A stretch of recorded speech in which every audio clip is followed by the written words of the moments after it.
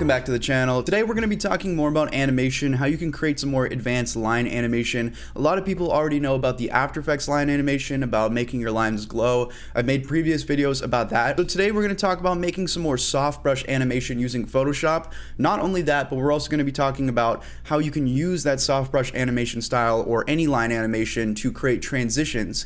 Alright, so this is actually me from the future editing this tutorial, but I want to put you guys onto this. This is Birkin Sergio, not sure how to pronounce it. Here's his YouTube, also has a really awesome Instagram. This just goes to show what you can really do with this method. Obviously, there's so much more going into this, what I'm about to show you, going from real life to animation. Take a bunch of years of animation practice, knowing how motion flows and how to translate that into animation. But essentially, the workflow that I'm going to be showing you will be pretty similar to what he probably does to create this, in terms of bringing it into Photoshop, tracing to create this blend, and then transitioning from real life to animation like you just saw. So if you are willing to take the time to put tons of hours into it, you can really fully flesh this out and turn it into whatever you like. I want to switch it up and show you guys some different methods where you can do different things with this animation and create some cool looks. So as always guys, if you enjoy, consider subscribing, turn on the bell notification to never miss a tutorial, leave a like if you'd like to help the growth of this channel, and comment below what you'd like to see a tutorial on next. Let's get right into this. Let's not waste any more time. So what I did here was I marked out some specific spots in this video that I think would work well with this transition we're trying to create. Is you can't just find a spot willy-nilly to toss this in. We need to find a spot where we can truly mask out our subject and then use this transition style to have our subject kind of pop into place where the animation is. And if that sounds complicated, don't worry, we're going to take you through it step by step. I marked out some spots. Here's a great place to do it because as you see, the background behind our subject here is just all blank white. So it's going to be very easy to use masking within Adobe Photoshop, Adobe Premiere, Adobe After Effects to completely wipe away our subject here, animate it, and then use that transition style to pop them into place. So make sure you go through your footage, find places like this where maybe your subject is behind a sky or behind a blank color, something that's going to be very easy to mask out. And again, once we get to the step by step, you'll have a better understanding of what it really means when it comes to creating that masking. So let's start off with this clip right here. As you can see, I've already placed some line animation. I'm just using the final cut from the video, but I think that'll play well into what we're trying to create. To get this from Adobe Premiere into Photoshop or into After Effects, if you are choosing to do the line animation in After Effects, I'm going to hold down Alt on my keyboard and just click, drag up to make a duplication of this footage. If you guys are going to do this in After Effects, we're going to right click and replace with After Effects composition. And if you are using After Effects, full step-by-step guide on creating the animation will be linked down below. It's very easy, very simple. But if you do want to follow along with me in Photoshop and create a different variety of animation brushes, here's what we're going to do. We're going to Control-C this to copy it. I'm going to go ahead and File, New, create a new sequence here.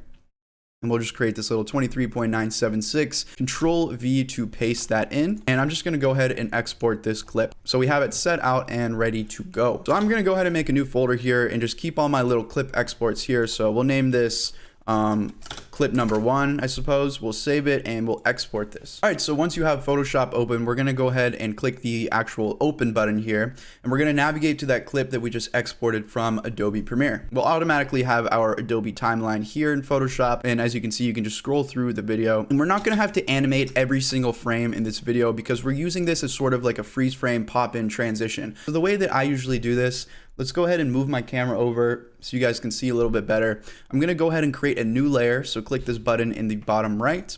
And we're going to take this layer 2 that I just created here, take this and just drag it above video group 1 like that. And you can take this in the timeline and just drag it on top such as that. So to make this easier so you don't have to drag every single frame, I recommend that you click these little 3 lines right here on your timeline, and I recommend that you enable timeline shortcut keys. It should be defaulted to use the page down and page up keys to move frame by frame. You can also just use your arrow keys left and right to move frame by frame. So what I'm going to do here is I'm going to click using my arrow keys over one frame, and I'm going to click this little scissor key to make a cut. So I'm going to keep repeating that. Move one frame, make a cut. Move one frame, make a cut. Keep going for as long as you want your little animation transition to last. And then you guys can just delete the excess part that you have here of this layer. So select and delete. Now we just have our little ascending clip stairs going on just like this. So now anytime you want to create an animation, you select your first layer or whatever layer that you need to work on as you ascend up here. And let's go and grab our brush tool. So over on the left, You guys can see here, click B. And if you click up top, you guys are going to see if you close general brushes, you guys should have a lot of preset built-in brushes, such as the wet media brush, special effects brushes, dry media brushes. So I like to use some of these Inkbox ones. I like to use the real oils because you can blend these. And this is something that you can't really do with After Effects. So as you see, if I kind of mix these together, you're going to see them blend like you're working with real oil, real crayon, real paint. Again, that's under wet media brushes. We're going to be using our real oils here. So I recommend you guys actually pick up one of these drawing pads. This is a Wacom drawing pad. I think it's only like $50 to $70. It's going to make these drawings, animations just a million times better, a lot more steady, and it's a lot more enjoyable to do it this way in my opinion. I'll have an Amazon affiliate link to this specific one down below if you want to check it out. So as you can see, I'm now using my little tablet to do this. You can use the little bracket keys on your keyboard just to make this smaller. I'm going to go ahead and just trace the shape of my subject here. You can go with lower detail or you can go super high detail. You can press X as a little shortcut to switch between those colors at any time. And you can even click here to select a color, and you can even choose screen colors if you want to fully match whatever it is that you are creating. So if I want to color in the scarf, I'll just choose the scarf color here.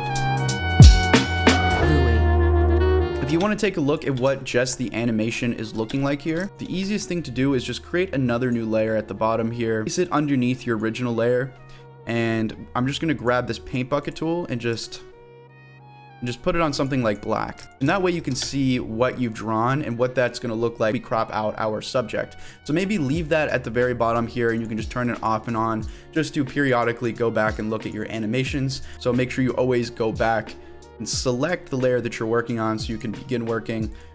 Go back to your brush tool and let's get back to work. Down spacebar, and you can use Control Alt and your mouse wheel just to zoom in, and again holding down spacebar just kind of pans over.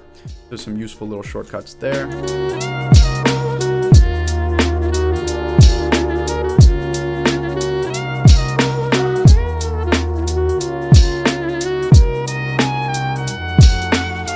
Alright guys, so I think that's about good. Again, I have very minimal drawing ability. I did this pretty fast. It's just basically a scribble. But once we do this to a few more frames and we create that animation and then do the little transition we're trying to do, it's going to end up looking pretty cool. So what you do is you go back to see the timeline here. You move over to the next frame. So I'm going to go like this. I'm going to select my next frame, and I'm just going to quickly repeat those steps. And again, if you don't want to go super in detail, you don't have to. You can maybe do a rough outline, see how that looks. You have a lot of options.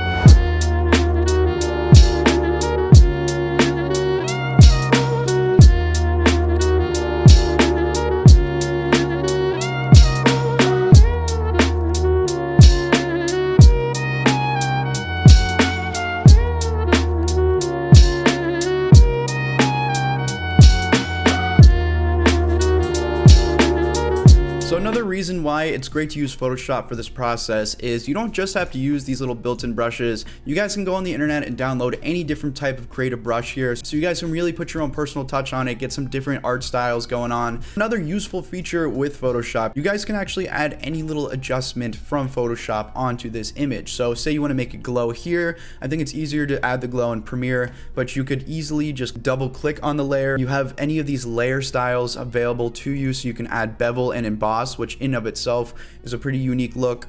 Contour, you can add any texture, you can add any color overlay, you can add an outer glow, you can add a stroke. So layer styles is another unique tool available to you. And of course, just changing the blending modes. If maybe you want to soften this animation up, you guys have all of those available to you to blend in with the original image or whatever it is that you're going to place behind the image. So it's pretty easier of a workflow than After Effects in my opinion. Lastly, you can select your layer, you can go to filter, and you have all of these little adjustments available to you. So maybe you want to pixelate, maybe you want to try out this filter gallery and kind of mess around with some of the different looks that you can apply through here. You can also apply this to the normal footage if you'd like. You guys have some different sketch looks. Alright, so once you guys have finished up every frame of your animation and you're ready to export, I'm going to leave up the black background because again, we're going to wipe away the subject. So leave that black layer up, go up to File, Export, and you're going to click Render Video. Now in terms of settings, you guys can go ahead and just name it, and I just left the default QuickTime animation settings. Go ahead and render that out and then get that clip back into your editing software. Now for a quick word from our sponsor. I also want to mention, guys, a useful thing if you are doing this in After Effects. I've actually created a full After Effects animation pack, which you guys can pick up on my website for $37. It gives you a useful After Effects extension, which you can snap into anywhere on your workplace. You can have previews of all the little animations, and you can just click and add it into your compositions. There's also a bunch of preset sliders, which are built into this After Effects extension, such as glowing, color changing, and more for you to customize the look. We're also going to be updating this animation pack, give you guys some more animations, some more useful tools. The link to that will be in the description. All right, so back in Adobe Premiere, we exported out of Photoshop, or again, if you guys are using After Effects, you have your animation done from your dynamic link. Now, just experimenting here, here's what I did once I put in everything, added some effects like some glow, and added a little transition. Now, here's the fun part of it. You can really add any transition you'd like. So if we just slowly break this down, you'll see I'm going to show you how we can remove our subject from the background using some masking and blending. And then I'm going to show you different ways where we can transition from the animation to real life. So you could flicker in the real life footage, you could blend it in, you can crop it in, you can have little paper overlays coming in, you can have fire overlays, glitch overlays to bring it in. But anyways, let's start from scratch and show you how to do this. Now let's go ahead and bring in what we exported out of Photoshop. It's my little export folder. This is what I rendered out. This little one animated clip. And again, we rendered it out with this black background. So to remove the black background, you have a few options. Option number one is you can go to your blending mode. You can change it to something like lighten, like add, make sure that these are lining up. So this is going to be the exact part that you exported from Premiere. What I recommend is you just go to effects in Adobe Premiere and you search for a little color key. And most editing softwares will have this if you're not working out of Premiere.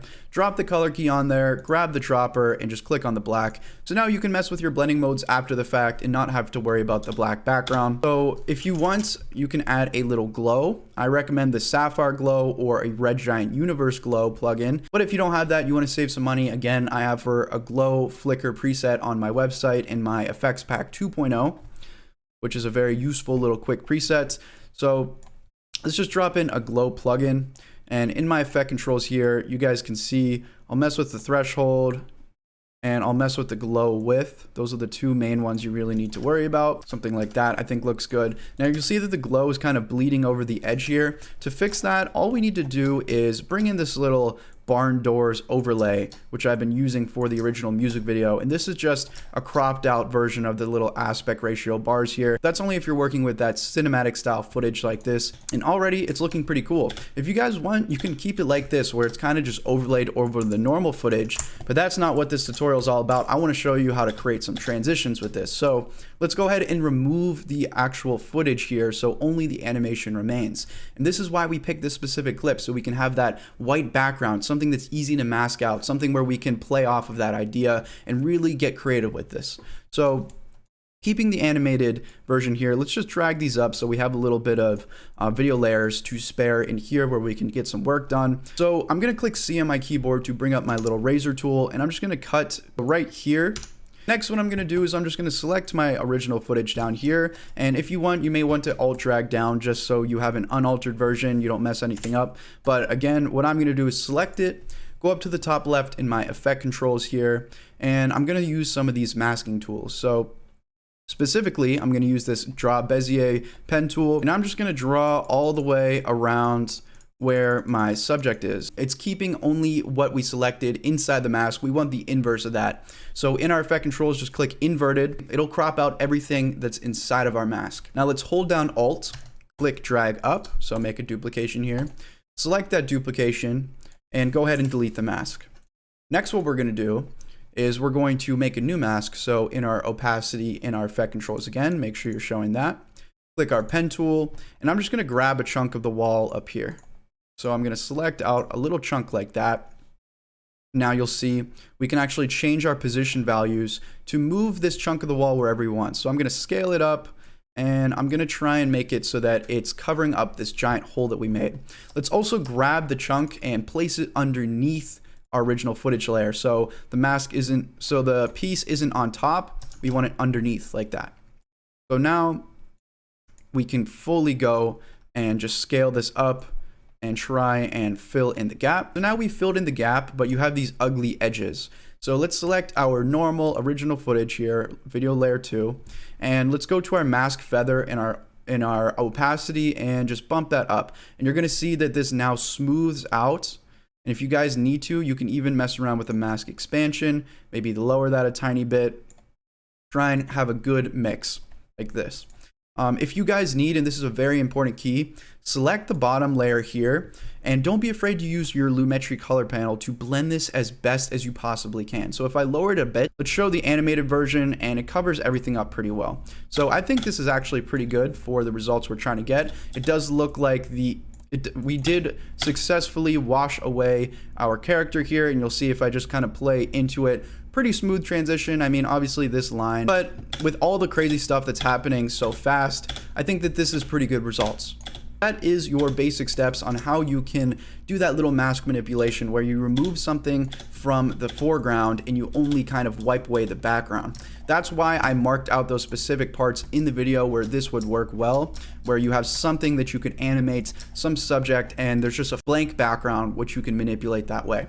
If you do have After Effects, you can use After Effects' content aware fill new feature, which can help you a lot in terms of automating this or having some sort of track mask. So if you're trying to get a little more advanced with it, look into content aware fill and After Effects. But that is ultimately the basics. This is something that you can do in any editing software as long as it has basic masking tools. Another little pro tip, if you select the animated clip, you can also use your Lumetri color to change around that. So maybe you want a little more saturation, maybe you want a little more brightness, maybe you want to change around the colors. You guys have all of those options and more available to you. If you want to get crazy with it and add one of my presets, trippy hue cycle here, and there you go. We're now cycling through all these crazy colors and endless options for you guys to experiment with here. All right. So now all that's left is transitioning into the real life footage. One thing that you can do is create a freeze frame. So you move one frame over with your arrow keys, Control K to cut that out. Holding down Alt, you click drag up. If I'm going a little too fast, I'll leave my full freeze frame step by step. Right click that, add a frame hold, and there you go. So you can kind of have the animation swing into this freeze frame. You can change the duration of the freeze frame and do some cool stuff like that. So at around right here, I'm gonna just click C, make a cut, and then again, Alt drag up. So we have a duplication here. Now on this little duplication, let's remove all this cropping, all this masking. So we just have our normal footage with our animation on top. Maybe you wanna add another frame here, like this. So if we just go and search for a simple little crop effect, you guys can place that onto your clip here, and we can use this little top feature to animate a kind of wipe in of the footage. So maybe you want it going from top to bottom. Let's put this at 100% so it's completely wiped away, and then keyframe at our starting position. Moving a bit forward, put that at 0, drag this keyframe to the end, and we don't really want this ugly line, so bump up your edge feather. And now you kind of have it gradually just wipe up. So that's a very simple little method there, but I also think that's kind of smooth how that kind of plays in with each other. If you want to add a little bit more craziness, flashiness onto here, I like using glow transitions. To do something like that, I usually just hold down Shift, click left arrow key once, and then I just make a cut here. Hold down Shift, right arrow key, and then right arrow key again, Control K. And then what I usually do is I just nest this all. So right click, nest, Shift, back into the middle. This is the exact moment where it switches from normal to from animated to real life. Just drop that bad boy on the nested clip, go up to your effect controls, and bump your threshold or your brightness up to its maximum at this point here, because this is again where the climax of the transition is going to occur. So you put a keyframe, you go to the beginning, and you don't want all this crazy glow for it to start, so put it down to 0. So that way we have it start at 0, crazy glow, put it at 0 at the end as well. Just like that. Again, I have preset pack of some different available options, so right where that pops in. What I ultimately ended up going with in my beginning example is adding a little fire overlay or any other kind of overlay. Like I mentioned, you can put glitch ones, you can put paper overlay. Maybe you want to Maybe you don't want the fire, you want to put a glitch or any other type of overlay here. Let me show you the step-by-step. Mega 4K glitch pack here. Open this up. Again, there's a free glitch pack on my website if you want to download that. Sorry for talking about it so much, but figured I'd mention. Let's maybe bring in this one.